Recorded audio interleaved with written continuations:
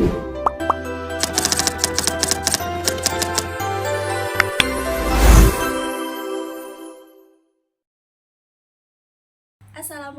warahmatullahi wabarakatuh. Saya Dwi Anggraini Lutfia dengan NIM 2201031110099. Saya dari program studi pendidikan guru Madrasah Ibtidaiyah. Kemarin saya menjalankan asistensi mengajar di SD Islam Surya Buana, tepatnya mengajar kelas 5 SD dengan mata pelajaran matematika, materi diagram batang horizontal dan diagram batang ganda. Di sini saya menggunakan media padigam atau papan diagram batang. Di sini alasan saya untuk menggunakan media ini adalah untuk memvisualisasikan bagaimana penyajian data secara jelas dengan menggunakan media yang sudah saya buat.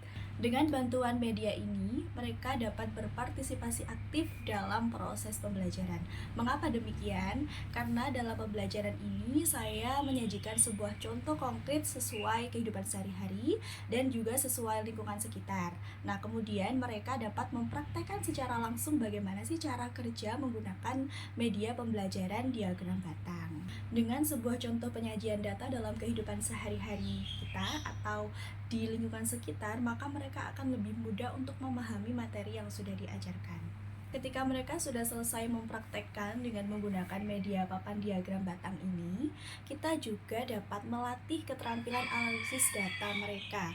Melalui data yang sudah disajikan, mereka bisa melihat dan bisa menarik kesimpulan. Sarana dan prasarana di SD Islam Surya Buana sudah sangat memadai. Fasilitas yang ada di dalam ruang kelas pun juga sudah sangat memadai. Yang pertama, di situ sudah ada LCD, sudah ada proyektor, dan sudah ada sound system. Di sini, mengapa saya memilih menggunakan papan diagram batang atau masih terbilang konvensional?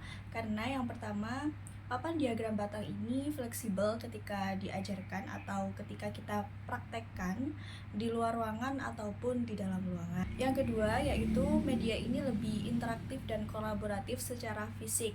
Nah, kita bisa menggunakan secara langsung atau mempraktekkan secara langsung di dalam kelas dengan mudah. Dengan adanya padigam atau papan diagram batang ini, maka guru bisa menguji cobakan secara menyeluruh ke semua peserta didik.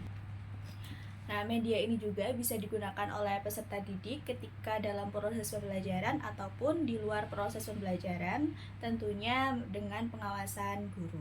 Nah, padigam atau papan diagram batang ini juga memiliki kekurangan. Yang pertama, untuk tampilannya pasti akan lebih terbatas. Ketika saya menyajikan sebuah contoh, pasti yang bisa digunakan sesuai yang ada dalam tampilan medianya saja. Tapi kalau kita menggunakan media berbasis IT, kita bisa mengubah tampilan diagram batang itu dengan lebih cepat. Tapi kalau kita menggunakan media konvensional, ya untuk contohnya cukup terbatas. Untuk media papan diagram batang ini juga pastinya membutuhkan waktu dan tenaga dalam proses pembuatannya. Ketika seorang guru itu kurang jelas dalam penampilan angka atau pembuatan medianya, di sini pasti seorang murid akan kesusahan ketika melaksanakan uji cobanya di lapangan nanti. Jadi, sebisa mungkin papan diagram batang ini harus disajikan secara jelas. Selanjutnya, papan ini juga pastinya membutuhkan ruang penyimpanan yang khusus untuk menjaga agar media tersebut tetap layak digunakan. Selanjutnya, untuk media ini juga pastinya akan cepat rusak ketika penyimpanannya tidak sesuai. Cukup sekian untuk penjelasan media pembelajaran padigam atau papan diagram batang. Terima kasih kepada Bapak Wiku yang sudah memberikan ruang kepada kita untuk mengembangkan media di sekolah. Mohon maaf apabila ada tutur kata yang kurang berkenan. Wassalamualaikum warahmatullahi wabarakatuh.